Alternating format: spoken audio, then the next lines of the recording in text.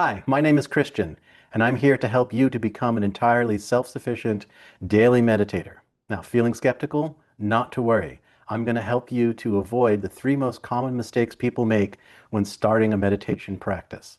The first mistake people make when starting meditation is that they expect to have no thoughts when they close their eyes. And when that doesn't happen right away, then they feel frustrated or they feel like maybe I'm just no good at this. Or sometimes they'll say, I've got the monkey mind, which is very offensive to monkeys because I can guarantee you that monkeys are not thinking about the same thing that you and I are thinking about. The truth is this: you cannot command your mind to be silent because the command, have no thoughts, actually counts as a thought. Sometimes you'll hear the instruction, increase the spaces between your thoughts.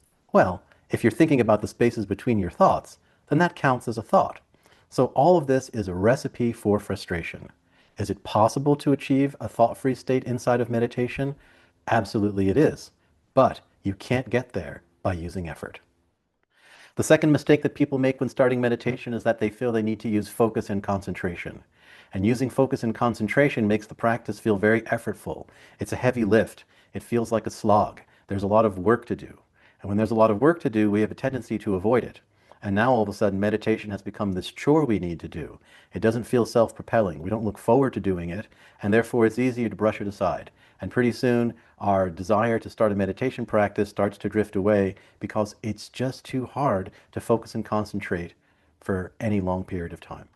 The third mistake people make, and this is probably the biggest one, is that they look for the benefits of their meditation while doing the practice itself. And that actually isn't the intention of meditation. When you think about it, you're only meditating for a few minutes every single day.